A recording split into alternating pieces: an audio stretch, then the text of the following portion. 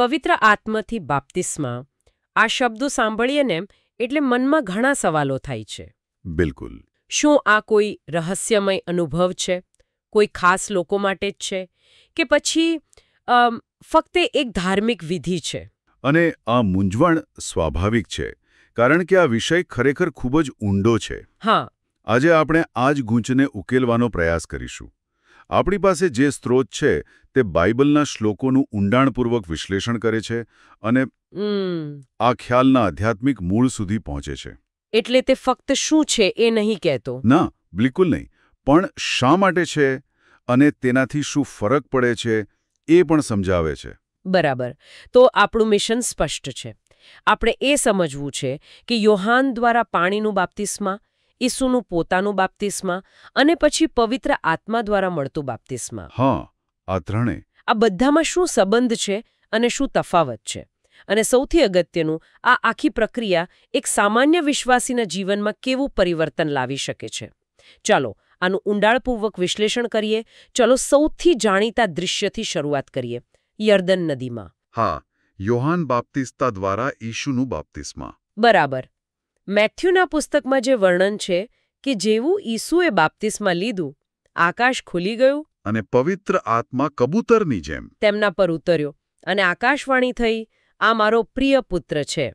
આ એક ખૂબ જ નાટકીય ક્ષણ છે, પણ અહીં એક વાત મને હંમેશા મૂંઝવે છે. શું? યોહાનનું બાપ્તિસ્મા તો પશ્ચાતાપ માટે હતું, પાપોની માફી માટે. હા. પણ ઈસુએ તો કોઈ પાપ કર્યું જ નહોતો. તો પછી તેમને આ બાપ્તિસ્મા લેવાની શી જરૂર હતી? શું તે ફક્ત એક પ્રદર્શન હતું કે પછી ત્યાં કંઈક ઊંડું બની રહ્યું હતું? આ ખૂબ જ સારો પ્રશ્ન છે અને તે જ આખી ચર્ચાના કેન્દ્રમાં છે. જુઓ, યોહાન પોતે આ વાત સમજતા હતા. એમ? હા. યોહાનના પુસ્તકમાં તે સ્પષ્ટ કહે છે કે જેણે મને પાણીથી બાપ્તિસ્મા આપવા મોકલ્યો તેણે જ મને કહ્યું હતું કે જેના પર તું આત્માને ઉતરતો જોશે તે જ પવિત્ર આત્માથી બાપ્તિસ્મા આપશે. ઓહ, એટલે યોહાન જાણતા હતા. બિલકુલ. યોહાન જાણતા હતા કે તેમનું કાર્ય માત્ર એક તૈયારી હતું. તે રસ્તો સાફ કરી રહ્યા હતા. પાણીનું બાપ્તિસ્મા એ પસ્તાવાની નિશાની હતી, જ્યારે પવિત્ર આત્માનું બાપ્તિસ્મા એ શક્તિ મેળવવાની શરૂઆત છે. પહેલા પસ્તાવો, પછી શક્તિ. બરાબર. આ ક્રમ ખૂબ મહત્વનો છે. ઠીક છે.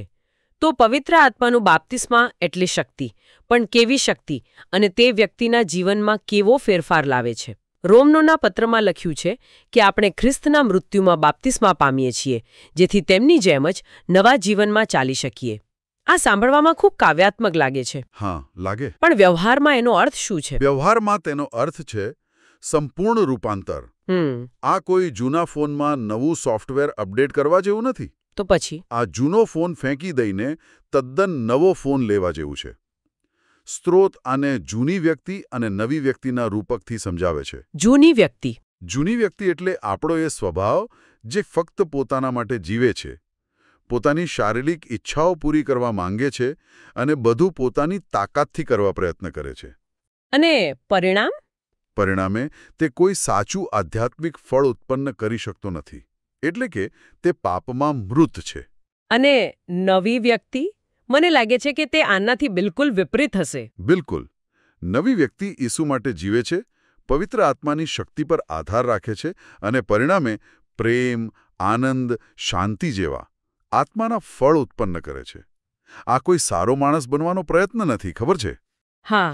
પણ એક નવી સૃષ્ટિ બનવાની વાત છે. જૂની વસ્તુઓ ખરેખર જતી રહે છે. પણ શું આ પરિવર્તન રાતોરાત થાય છે? શું કોઈ વ્યક્તિ પવિત્ર આત્માનું બાપ્તિસ્મા પામ્યા પછી ક્યારેય જૂની આદતોમાં પાછી નથી જતી? વ્યવહારમાં આ સંઘર્ષ કેવો દેખાય છે? આ એક ઉત્તમ મુદ્દો છે. જુઓ, પરિવર્તન એક ક્ષણમાં શરૂ થાય છે, પણ તે જીવનભર ચાલે છે. એટલે એ એક પ્રક્રિયા છે. હા, જૂની આદતો ખરેખર જિદ્દી હોય છે. તે એવા બાળૂદ જેવી છે જે ઘર ખાલી કરવાનું નામ જ નથી લેતો. બરાબર. પવિત્ર આત્માનું આગમન એ તેને કાનૂની ઇવિક્શન નોટિસ આપવા જેવું છે. પ્રક્રિયા કદાચ થોડી લાંબી ચાલે, સંઘર્ષ થાય, પણ માલિકી બદલાઈ ગઈ છે. હવે ઘરમાં નવો માલિક છે, જે ધીમે ધીમે બધું વ્યવસ્થિત કરે છે. બરાબર. હવે આપણે પાછા ઈસુના બાપ્તિસ્મા પર આવીએ. જો તેઓ જન્મથી જ પવિત્ર આત્માથી ભરપૂર હતા, તો પછી તેમના પર આત્માનું ઉતરવું એ ઘટનાનું મહત્વ શું? આ તે મુદ્દો છે જ્યાં આખી વાતનો સાર છુપાયેલો છે. સ્ત્રોત સ્પષ્ટ કરે છે કે ઈસુને પવિત્ર આત્મા ત્યારે પ્રથમવાર નહોતો મળ્યો. ઓકે. તેઓ તો ગર્ભધારણથી જ પવિત્ર આત્માથી ભરપૂર હતા. હિબ્રુમાં લખ્યું છે કે તેમનું દરેક રીતે પરીક્ષણ થયું, છતાં તેમણે પાપ ન કર્યું. તો પછી બાપ્તિસ્મા વખતે આત્માનું ઉતરવું એ શું હતું?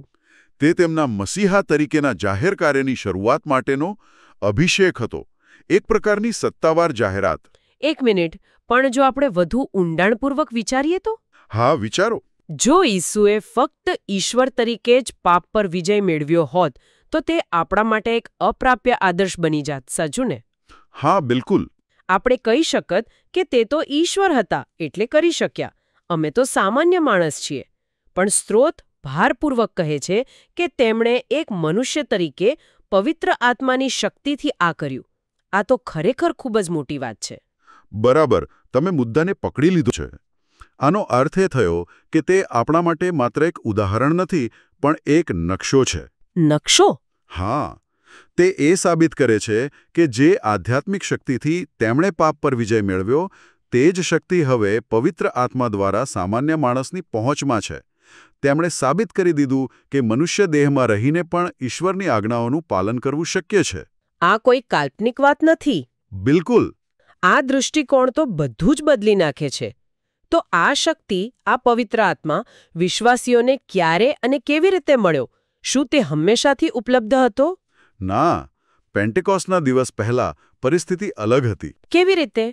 જૂના કરારમાં આપણે જોઈએ છીએ કે પવિત્ર આત્મા સંતોની ઉપર આવતો હતો અથવા તેમની સાથે રહેતો હતો, કોઈ ખાસ કાર્ય માટે. પણ તેમની અંદર નહોતો. હા, તે તેમની અંદર મંદિરની જેમ કાયમ માટે નિવાસ નહોતો કરતો. આનું કારણ એ હતું કે ઈશુનું વધસ્તંભ પર બલિદાન હજી થયું ન હતું, જે પાપોની સંપૂર્ણ ક્ષમા માટે જરૂરી હતું. એટલે કે જ્યાં સુધી પાપની સમસ્યાનો કાયમી ઉકેલ ન આવે ત્યાં સુધી પવિત્ર આત્મા મનુષ્યના શરીરમાં નિવાસ ન કરી શકે. અને પછી પેન્ટેકોસ્ટનો દિવસ આવ્યો, જેણે બધું બદલી નાખ્યું. હા, પેન્ટેકોસ્ટ, જેનો અર્થ 50મો દિવસ થાય છે, તે એક ઐતિહાસિક અને નિર્ણાયક ક્ષણ હતી. પ્રેરિતોના કૃત્યોમાં તેનું વર્ણન છે. બરાબર. તે દિવસે ઈશ્વરનો આત્મા વિશ્વાસીઓના શરીરને પોતાનું મંદિર બનાવીને કાયમ માટે તેમની અંદર નિવાસ કરવા આવ્યો. અને રસપ્રદ વાત એ છે કે સ્ત્રોત એવી પણ ધારણા રજૂ કરે છે કે આ ઘટના કોઈ બંધ ઓરડામાં નહીં, તો ક્યાં? પણ જેરુસલેમના મંદિરમાં એક જાહેર સ્થળે બની હોઈ શકે છે. આ એક ખાનગી અનુભવ નહોતો, પણ એક જાહેર અને ઐતિહાસિક ઘટના હતી. આપણે બાપ્તિસ્મા શબ્દનો વારંવાર ઉપયોગ કરી રહ્યા છીએ, પણ મને લાગે છે કે અહીં આ શબ્દ પોતે જ થોડો ગૂંચવણભર્યો હોઈ શકે છે. સ્ત્રોત મુજબ આપણે જેને એક જ વસ્તુ માનીએ છીએ તે ખરેખર 3 અલગ અલગ અનુભવો છે. ચોક્કસ, અને આ તફાવત સમજવો ખૂબ જ જરૂરી છે. સ્ત્રોત 3 પ્રકારના બાપ્તિસ્માની વાત કરે છે. કયા 3? એક છે પાણીનું બાપ્તિસ્મા. ઈસુ માટે આ તેમના કાર્યની જાહેર શરૂઆત હતી. વિશ્વાસીઓ માટે તે તેમના પસ્તાવાની અને ઈસુને અનુસરવાની જાહેર પ્રતિબદ્ધતા છે. ઓકે. બીજું? બીજું છે પવિત્ર આત્માનું બાપ્તિસ્મા. આ આંતરિક પરિવર્તન છે. આ તે ક્ષણ છે જ્યારે વ્યક્તિને પાપ પર વિજય મેળવવા અને ઈશ્વરની સેવા કરવા માટે આધ્યાત્મિક શક્તિ મળે છે. આ પુનર્જન્મ છે. અને ત્રીજું, જે તમે કહ્યું સૌથી ગહન છે. હા, તે છે અગ્નિનું બાપ્તિસ્મા. ઈસુ માટે તે વધસ્તંભ પરનું તેમનું બલિદાન હતું, જ્યાં તેમણે જગતના પાપનો અગ્નિ સહન કર્યો. બરાબર. અને વિશ્વાસીઓ માટે આનો અર્થ તેમના વિશ્વાસ માટે શહાદત અથવા અત્યંત કઠિન પરીક્ષણોમાંથી પસાર થવું તેવો થઈ શકે છે. તો ટૂંકમાં, પાણીનું બાપ્તિસ્મા એ જાહેરમાં પ્રતિબદ્ધતા, પવિત્ર આત્માનું બાપ્તિસ્મા એ આંતરિક શક્તિ અને અગ્નિનું બાપ્તિસ્મા એ અંતિમ કસોટી. શું હું બરાબર સમજી? તમે એકદમ બરાબર સારાંશ આપ્યો છે. આ ત્રણેય એકબીજા સાથે જોડાયેલા છે, પણ અલગ અલગ પાસાઓને દર્શાવે છે. સ્ત્રોતમાં બીજા 2 રસપ્રદ શબ્દોનો ઉપયોગ થયો છે, મુદ્રા અને અભિષેક. હા, સીલિંગ અને અનોઇન્ટિંગ. આ બંને પવિત્ર આત્મા મેળવવા સાથે જોડાયેલા છે. ચાલો મુદ્રાથી શરૂ કરીએ. તેનો શું અર્થ છે? મુદ્રાને આ રીતે સમજી શકાય, જેમ આપણે કોઈ કિંમતી વસ્તુ પર માલિકીનો સિક્કો મારીએ છીએ. અથવા કોઈ દસ્તાવેજ પર મહોર લગાવીએ છીએ. બરાબર. તે જ રીતે પવિત્ર આત્મા એ ઈશ્વરની મહોર છે, જે ખાતરી આપે છે કે આ વ્યક્તિ તેમની છે. તે એક આધ્યાત્મિક ટ્રેડમાર્ક જેવું છે. આ મારી સંપત્તિ છે. હા, તે સુરક્ષા અને માલિકીની ગેરંટી છે. પણ શું આ મુદ્રા ક્યારે તૂટી શકે છે? સ્ત્રોત એ પણ સ્પષ્ટ કરે છે કે આ મુદ્રા ત્યાં સુધી રહે છે જ્યાં સુધી વ્યક્તિ જાણી જોઈને અને સતત પવિત્ર આત્માને દુઃખી ન કરે, તેના અવાજને દબાવી ન દે અથવા તેનો ઇનકાર ન કરે. એટલે તે એક સંબંધ છે, કોઈ જાદુઈ મંત્ર નથી. બિલકુલ. અને અભિષેક વિશે શું? તે મુદ્રાથી કઈ રીતે અલગ છે? જો મુદ્રા માલિકી વિશે છે તો અભિષેક હેતુ વિશે છે. હેતુ? હા, અભિષેકનો અર્થ છે કે કોઈ ચોક્કસ કાર્ય કે મિશન માટે તમને નિયુક્ત કરવામાં આવ્યા છે અને તે કાર્ય કરવા માટે જરૂરી સાધનો પણ આપવામાં આવ્યા છે. જૂના જમાનામાં રાજાઓ અને યાજકોને તેલથી અભિષેક્ત કરવામાં આવતા હતા. જે તેમની સત્તાનું પ્રતીક હતું. બરાબર. એ જ રીતે પવિત્ર આત્માનો અભિષેક વિશ્વાસીને ઈસુનો સાક્ષી બનવા માટે જરૂરી જ્ઞાન, હિંમત અને શક્તિ આપે છે. તે ફક્ત માલિકીનો સિક્કો નથી, પણ કામ કરવા માટેની સત્તા અને સાધનો પણ છે. આ ચર્ચામાં એક ખરેખર રસપ્રદ વિચાર સામે આવે છે, જે મુજબ પવિત્ર આત્મા શૈતાનના એક મૂળભૂત અને સૌથી જૂના જૂઠાણાને ખુલ્લું પાડે છે. હા, આ કદાચ આખા વિશ્લેષણનો સૌથી ઊંડો મુદ્દો છે. મને ખૂબ શક્તિશાળી વિચાર લાગ્યો. ખરેખર તો શૈતાનનો મુખ્ય આરોપ શરૂઆતથી જ શું રહ્યો છે? શું? એ જ કે ભગવાન એવી આજ્ઞાઓ આપે છે જેનું પાલન તેમની સૃષ્ટિ કરી શકતી નથી. તે ભગવાનને એક અન્યાયી, કઠોર શાસક તરીકે ચિતરવાનો પ્રયાસ કરે છે. તે કહે છે, જુઓ, તમારા નિયમો સારા છે, પણ કોઈ તેને પાળી શકતું નથી. બરાબર. અને પવિત્ર આત્મા આ આરોપને કેવી રીતે ખોટો સાબિત કરે છે? જ્યારે પવિત્ર આત્મા કોઈ વિશ્વાસીમાં આવે છે, ત્યારે તે તેમને એ જ આજ્ઞાઓનું પાલન કરવાની અલૌકિક શક્તિ આપે છે, જે અશક્ય લાગતી હતી. અને તેમાં સૌથી કઠિન આજ્ઞાનો પણ સમાવેશ થાય છે. હા, તમારા શત્રુઓને પ્રેમ કરો. જ્યારે કોઈ વ્યક્તિ અત્યાચાર સહન કરીને પણ પોતાના અત્યાચારી માટે પ્રાર્થના કરે છે અથવા શહીદી વહોરીને પણ વફાદાર રહે છે, ત્યારે તે જીવંત પુરાવા બની જાય છે. તે સાબિત કરે છે કે ભગવાનની આજ્ઞાઓ પાળી શકાય તેવી છે. બરાબર. તે સાબિત કરે છે કે તે માત્ર નૈતિક રીતે સાચી નથી, પણ પવિત્ર આત્માની શક્તિથી શક્ય પણ છે. એટલે કે શહીદોનું જીવન અને મૃત્યુ એ શૈતાનના જૂઠાણા પર એક તમાચો છે. બિલકુલ. તેમનું પુનરુત્થાન એ અંતિમ સાબિતી છે કે ભગવાનનો માર્ગ જીવન તરફ દોરી જાય છે. આ સત્ય શૈતાનના આરોપના પાયાને જ હચમચાવી નાખે છે. આ ખરેખર ગહન છે. સ્ત્રોતમાં એક વધુ ભવિષ્યવાણી જેવો ખ્યાલ છે, જે મને ખૂબ જ રસપ્રદ લાગ્યો. પ્રથમ વરસાદ અને અંતિમ વરસાદ. આ શું છે? આ એક સુંદર કૃષિ સંબંધિત રૂપક છે. કલ્પના કરો કે તમે ખેતી કરી રહ્યા છો. પ્રથમ વરસાદ બીજને અંકુરિત થવા માટે જરૂરી છે. તે શરૂઆતનો વરસાદ છે. હા. સ્ત્રોત મુજબ પેન્ટેકોસ્ટના દિવસથી લઈને અત્યાર સુધી પવિત્ર આત્માનો જે પ્રભાવ રહ્યો છે, તે પ્રથમ વરસાદ જેવો છે. તો પછી અંતિમ વરસાદ શું છે? જેમ પાકને સંપૂર્ણ રીતે પકવવા અને લણણી માટે તૈયાર કરવા માટે અંતમાં એક ભારે વરસાદની જરૂર પડે છે, તેમ અંતિમ વરસાદ એ અંતિમ સમયમાં પવિત્ર આત્માની શક્તિનું એક વધુ તીવ્ર અને શક્તિશાળી પ્રગટીકરણ હશે.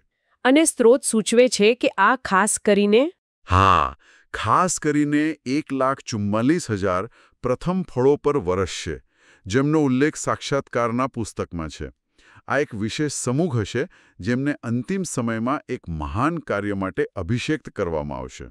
તો આ બધી ચર્ચા પછી જો કોઈને એક મુખ્ય વિચાર યાદ રાખવો હોય તો તે શું હશે?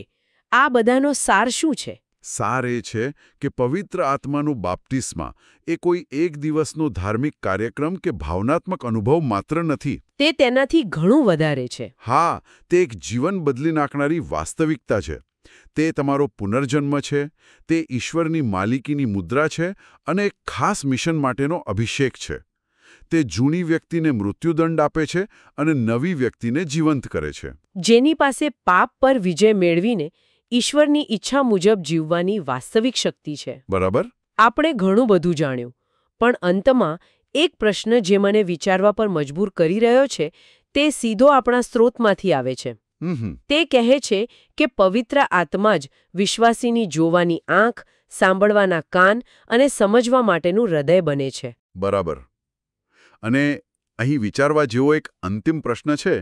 જો આ સાચું હોય તો આ અભિષેક વિના વાસ્તવિકતા અને જીવનના હેતુની આપણી સમજ કેટલી મર્યાદિત અને અધૂરી હોઈ શકે. અને જો કોઈને આ નવી દ્રષ્ટિ મળે, આ નવું હૃદય મળે, તો પછી આ દુનિયા ખરેખર કેવી દેખાતી હશે?